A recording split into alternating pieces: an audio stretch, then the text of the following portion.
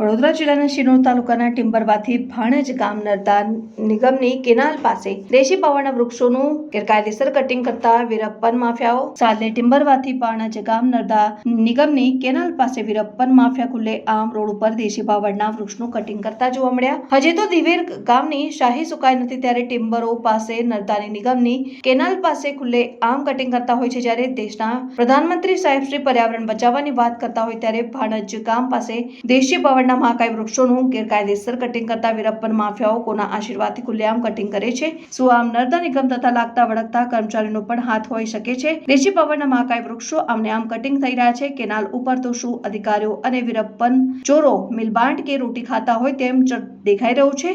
શું આ દેશમાં ખાલી પર્યાવરણની વાતો થઈ રહી છે? આ વૃક્ષો ઉગતા વર્ષોના વર્ષો વીતે છે તો વૃક્ષો પર્યાવરણની રક્ષા કરે છે અને દેશના તમામ લોકોને શુદ્ધ હવા ઓક્સિજન આપે છે। કેનાલ ઉપર ઉગેલા આ વૃક્ષો કેનાલની પણ રક્ષા કરે છે, આજુબાજુની સાઈડ ઉપર ધોવાણ અટકાવે છે। તો શું નર્મદા નિગમના લાગતા વળગતા અધિકારીઓ ખાલી ઓફિસમાં એસીમાં બેસવાનો પગાર લઈ રહ્યા છે? શું આ વૃક્ષોનો કોઈ પણ અધિકારી ધ્યાન નથી લઈ રહ્યો? અને વીરપ્પનો લકડચોર ખુલ્લે આમ પુષ્પા મૂવીની જેમ મહાકાય વૃક્ષો બિનકાયદેસર રીતે કાપે છે કે પછી લાગતા વળગતા અધિકારી સાથે મળીને પોતાના રોટલા શેકે છે? હવે જોવાનું એ રહ્યું કે શું આ વીરપ્પન ચોરો ઉપર વોચ રાખીને પકડવામાં આવશે કે નહીં, કે આમને આમ પર્યાવરણનું અને મહાકાય વૃક્ષોનું આ વીરપ્પન ચોરો વૃક્ષો કાપી વેચી નાખશે? આપણે અગાઉ ઘણું બધું જોયું। કોરોના કાળમાં ઓક્સિજનની કમીથી હજારો લોકોએ પોતાના જીવ ગુમાવી ચૂક્યા છે, કેટલા પરિવાર ઉજળી ગયા છે અને કેટલા બાળક માતા પિતા વગરના થઈ ગયા છે। આ બધું વૃક્ષોની અછતને કારણે, ઓક્સિજનની કમીના કારણે લોકો ભોગ બન્યા છે। અધિકારીઓએ એસીમાં બેસીને પોતાના રોટલા શેકે છે અને આમ પબ્લિક આનો શિકાર બની રહી છે। વીરપ્પન ચોરો પોતાના રોટલા શેકી રહ્યા છે અને હવે જોવાનું રહ્યું કે શું તંત્ર એક્શનમાં આવશે કે નહીં, કે પછી મિલબાટ કે પોતાના રોટલા શેકતા રહેશે।